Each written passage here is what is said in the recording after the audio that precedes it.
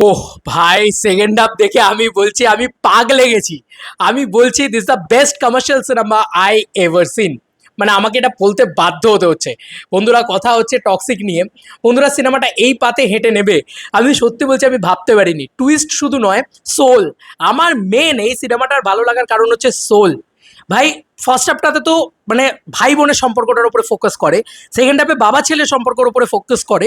কিন্তু শুধু তাই নয়, মানে এখানে শুধু ওই সম্পর্কের উপরে ফোকাস করে গেছে তাই নয়, একটা যে সোল যেটা যে মানে একটা টুইস্ট আছে, টুইস্টটা জাস্ট আনবে বলে আনেনি, জাস্ট একটা এনে দিলাম চলো একটা টুইস্ট, চলো এটাতে পাবলিক মজা পাবে না। ওই টুইস্টের জন্য গোটা জীবনটা ধ্বংস হয়ে যায়, ওটা জীবনের একটা পাত হয়ে যায়। তো ওই জায়গাটা, এবং ক্যারেক্টারের নাম টিকিট কেন, ঠিক আছে, একটা ডায়লগ আছে যেখানে বলে যে আমি গ্রিন হয়ে আসি, আমি ব্লু হয়ে আসি, আমি ভায়োলেট হয়ে আসি, কিন্তু আলটিমেটলি লোকে আমাকে ইউজ করে ছুঁড়ে ফেলে দেয়। তো ওই জায়গাগুলো এত সোলফুল ডায়লগ, ঠিক আছে।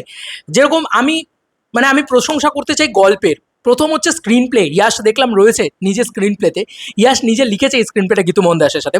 গীতু মোহন দাসকে নিয়ে অনেকে অনেক সমালোচনা করেছিল না, বলেছিল না যে এই সিনেমাটা ইয়াশের সিনেমা, এই সিনেমাটা গীতু মোহন দাস বানায়নি। সোলটা গিয়ে দেখে এসো ভাই, সোলটা গিয়ে দেখে এসো এই সিনেমাটার।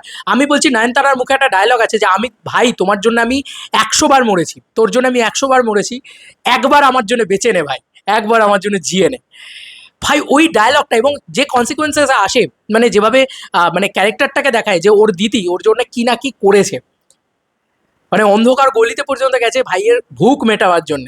তো এই যে জায়গাগুলো না, এই এই জায়গাতে কিন্তু সিনেমাটা বেরিয়ে যায়, এই জায়গাতে সিনেমাটা স্ট্যান্ড আউট করে যায় বাদ বাকি যে কোনো সিনেমা থেকে। ইয়াশ যখন একটা সিনেমা সাইন করেছে না, কোথাও গিয়ে মাইন্ডে আমার চলছিল যে ভাই এত তো খারাপ সিনেমা ইয়াশ বানাবে না, just a commercial cinema, just a gangster drama, এটা নয় টক্সিক। টক্সিক একটা সোলফুল ফিল্ম।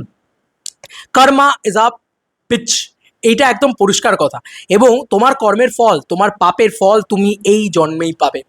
এইটা এই সিনেমার ভিতরে আর্কটাকে কমপ্লিট করে। বন্ধুরা, যে রায়ার ক্যারেক্টারটা রয়েছে সে নিজে বলে যে ইয়েস, মানে is it I am a bad guy, এবং বলে যে মানে কিয়ারার ক্যারেক্টারটা বলে যে তুমি যদি আমাকে আর দ্বিতীয়বার ছোঁও তাহলে আমার আশিক হয়ে ছোবে, কোনো মালিক হয়ে নয়। ক্যারেক্টারটা ওই রকমই, মানে দেখাচ্ছেই যে ক্যারেক্টারটা চরম লেভেলে টক্স। আর টক্সিসিটি সিনেমাটা দেখতে গেলে আমি বলবো দুর্বল মানসিকতার মানুষ যারা সরে যাও ভাই। এখনো অবধি আমার দেখা বেস্ট অ্যাকশনও এই সিনেমার ভিতরে রয়েছে। বন্ধুরা, কি অ্যাকশন ভাই! হাত কেটে হাতে ধরিয়ে বলছে লে হ্যান্ডশেক কর লে ভাই, হাতটা কেটে হাতটা ছটপট ছটপট করছে, এই এই সিন রয়েছে ভাই সিনেমার ভিতরে। তাই বলছি দুর্বল মনের মানুষজনেরা সাইডে থাকুক। আর মোটোওয়াকের অ্যাকশনগুলো ব্যাপক, এবং মানে বরফের ফাইট হোক, সেকেন্ড হাফের অ্যাকশন হোক, ফার্স্ট হাফের অ্যাকশন হোক, মানে টপ লেভেলের অ্যাকশন হয়েছে। বিজিএমে ওই রায়ার যে ইন্ট্রোডাকশন, রায়া এবং টিকিটের একটা মিউজিক রয়েছে, ওই মিউজিক দুটো ব্যাপক। রবি বাসুর বিজিএম ব্যাপক ডিজাইন করেছে, কিন্তু বাদ বাকি ছবির বিজিএম আমার ভালো লাগেনি। আমার মনে হয়েছে কোথাও গিয়ে যে অনুরোধ করলে আরো বেটার হতো। ওই দুটো মিউজিক ফাটিয়ে বানিয়েছে, এটা নিয়ে কোনো সন্দেহ নেই। কেজিএফ এর যে মানে কি বলবো লেগাসিকে বজায় রাখা, বা কেজিএফ এর যে কি বলবো ট্রিবিউট দেওয়া, সেটা ব্যাপকভাবে রয়েছে। যে মাদার টাং বলছে যে ভায়োলেন্স মেরি মাদার টাং হ্যাঁ, আর ইয়ে ইউনিভার্সাল হ্যাঁ। ভাই ওই জায়গাটা নেক্সট লেভেলে মস্তি দিয়ে দিয়েছে আমাদের সকলকে। হলে চিৎকার করছিল, আমি সত্যিই অবাক হয়ে যাচ্ছি, দিস ইজ ওয়েস্ট বেঙ্গল। এখানে নাকি লোকে ইয়াসের মতন চুল, ইয়াসের মতন দাড়ি, ইয়াসের মতন কাট কেটে এসছে, যাতে মানে এই ছবিটা এইরকম লেভেলে স্টারডাম আজকে 2026 সালে দাঁড়িয়ে। যাই হোক, এগুলো নিয়ে আমরা কথা বলছি রিভিউয়ের ভিতরে কেন জানি না, but he is Yash, he is rocking star Yash, ঠিক আছে। ওর পারফরমেন্স টিকিটের হাতে একটা দারুণ জিনিস দিয়েছে, মানে টিকিট ক্যারেক্টারটার হাতে একটা tick tick tick tick tick tick এরকম করে একটা ছোট একটা মানে অবজেক্ট দিয়েছে ওকে। ওটা ওর মানে মার্কিং সাইন, ও যখন কোনো কিছু করে ওই মার্কিং সাইনটা ফেলে যায়। এত detailing, peak detailing in commercial film, অসাধারণ। মানে আমি তো এক্সপেক্ট করে যাইনি না যে আমি সোলটা পাবো, আমি নয়নতারার ক্যারেক্টারটা থেকে ওই লেভেলে সোলটা পাবো। বরং আমার তারা সুতারিয়ার ক্যারেক্টারটা ওকে ওকে লেগেছে, আমার অত ভালো লাগেনি। কিয়ারা আডবাণী দুর্দান্ত ক্যারেক্টার পেয়েছে, দারুণ অভিনয়ও করেছে। চিৎকার করে যেখানে বলে যে মানে তোমার বাবা আমাকে নফরত করে, ওই জায়গাটা ব্যাপক অভিনয় ওই জায়গাটা, এবং কিছু কিছু জায়গা দুর্দান্ত।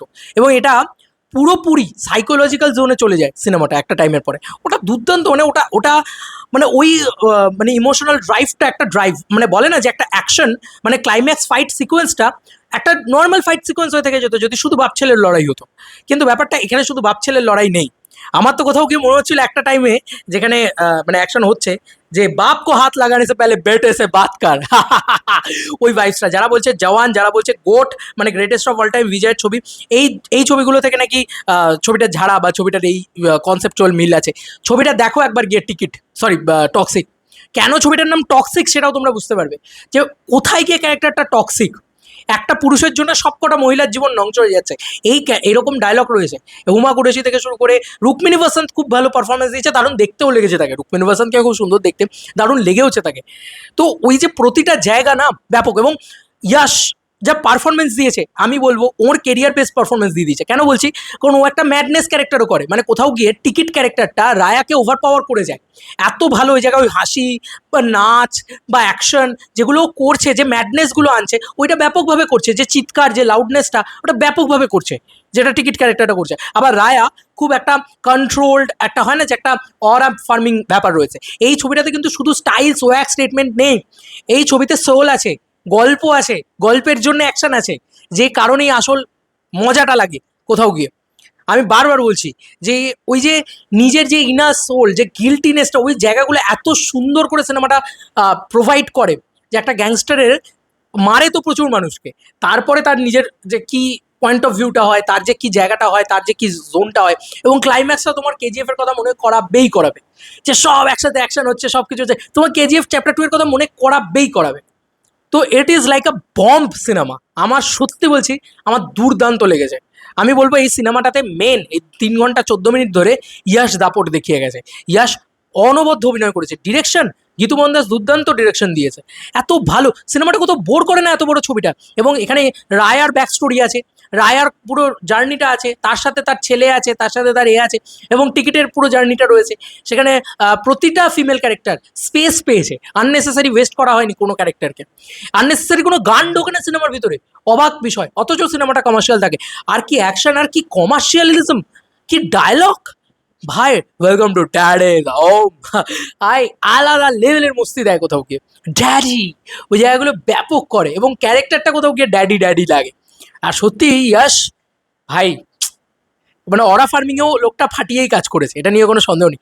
ওই ওয়ার্ল্ড বিল্ডিংটা যেভাবে করেছে, দেখো টক্সিকের একটা ওয়ার্ল্ড বিল্ডিংও হয়েছে, মানে ফার্স্ট হাফটাতে পুরো গোয়ার ওয়ার্ল্ড বিল্ডিংটা করে, মানে গোয়ার আন্ডার ওয়ার্ল্ডটাকে ওয়ার্ল্ড বিল্ডিং করে, পর্তুগিজ ওয়ার্ল্ডটাকে ওয়ার্ল্ড বিল্ডিং করে, ওখানকার গ্যাংস্টার ওয়ার্ল্ডটাকে ওয়ার্ল্ড বিল্ডিং করে, ওটা দারুণভাবে করেছে, দুর্দান্তভাবে দেখিয়েছে, এটা নিয়ে কোনো সন্দেহই নেই।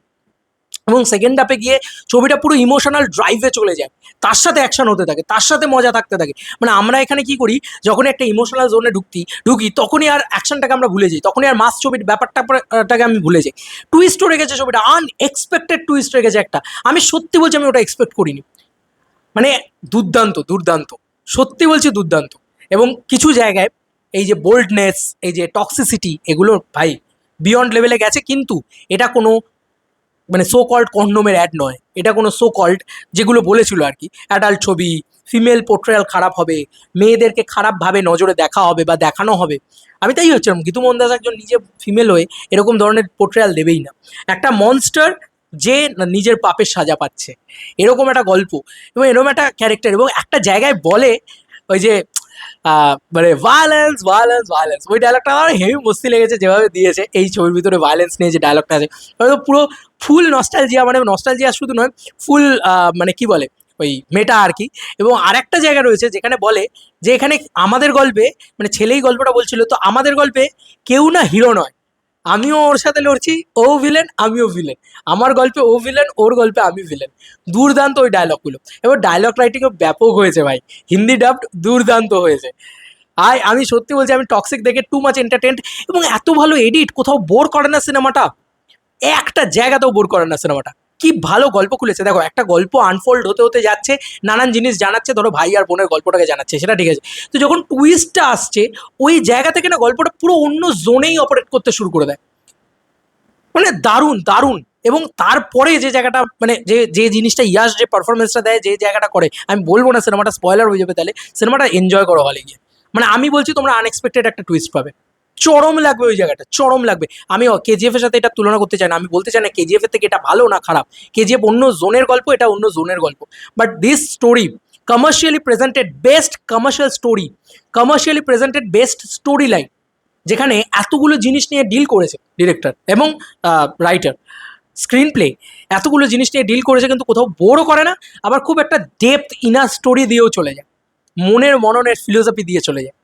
এরকম কমার্শিয়ালি আমি প্রেজেন্টেবল এরকম ধরনের স্টোরি আমরা দেখিনি। আমরা তো সবসময় সিরিয়াল দেখে অভ্যস্ত, তো দেখেই যাই এরকম বাংলায় সিরিয়াল। বাঙালির দেরকে বলবো শুধু অরা ফার্মিংটা দেখো না, যে ও ভাই ওরা হাত কেটে দিচ্ছে, ওরা মানে ইয়ে করতে করতে কি যেন বলে, মেকআউট করতে করতে অ্যাকশন করছে, এই জিনিসগুলি শুধু দেখো না, সোল আছে টক্সিকের ভিতরে। আর ভাই ইয়াশ দাড়ি কেটে দিলেও না, ওজি পারফরমেন্স দিয়ে সবকিছুকে ঊর্ধ্বে নিয়ে চলে যেতে পারে। লোকে বলছে কি কি করেছে, আর একটা সেকেন্ড উঠে যাওয়া যাচ্ছে না, লোকে বাথরুমে যেতে পারছে না ফার্স্ট হাফ দেখছে রে।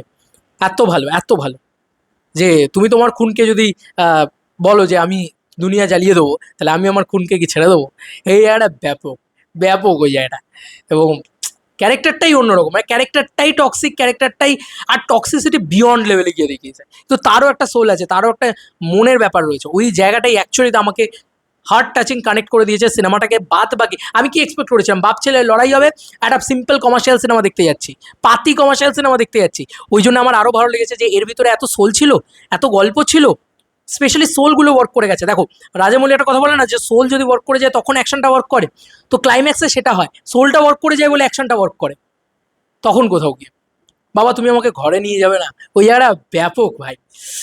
আহা হা হা হা, দুর্দান্ত দুর্দান্ত, মানে এত এত ইমোশনাল, এত টক্সিক, এত নোংরা ব্যাপারটা, যে তোমার নিজের ভিতর থেকেও একটা ঘিন ঘিনে ব্যাপার কাজ করবে সিনেমাটা দেখতে দেখতে।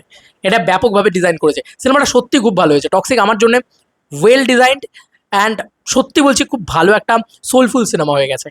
মানে শুধু কমার্শিয়াল টপিংস বা শুধু বাজেট বা শুধু অ্যাকশন এগুলোতেই সীমাবদ্ধ নেই, এবং কোনো ছবির থেকে রিমেক করে না ছবিটা, কোনো ছবির থেকে কোনো সিন ঝাড়া বলে মনে হয় না, কারণ ছবিটা তো ঘুরেই যায় অন্যদিকে, গল্পটা শেষের দিকে গিয়ে। ওই জন্যই হয়তো ইয়াশ কালকে এটা পোস্ট করেছে যে কিছু স্পয়লার দিও না, এই ওয়ার্ল্ডটা সবাইকে এনজয় করতে দাও, কারণ তোমার মতন সেও, মানে তুমি ফার্স্ট শোতে দেখতে যাচ্ছ বলে তুমি এগুলোর স্কিন তুলে ছেড়ো না বা কিছু করো না, যাতে মানুষের কাছে স্পয়লার না হয়। কারণ ওই ওই টুইস্টটার জন্য, ওই টুইস্টটাই কিন্তু সিনেমাটাকে পুরো ঘুরিয়ে দেয়, এবং আননেসেসারি মনে হয় না। কেন বলো তো? আর কি সব সিন রেখেছে অ্যাকশন ভাই। ওই শাওয়ারের ভিতরে মাথাটা ঢুকিয়ে দিয়েছে, মাথাটা ফুটো হয়ে মুখ দিয়ে শাওয়ারের কলটা বেরিয়েছে, সেখানে হাত ধুচ্ছে। ভাই কি বলবো ভাই, নেক্সট লেভেলে এইসব জিনিসপত্রও রয়েছে, এগুলো সত্যি খুব ওয়েল ডিজাইনড।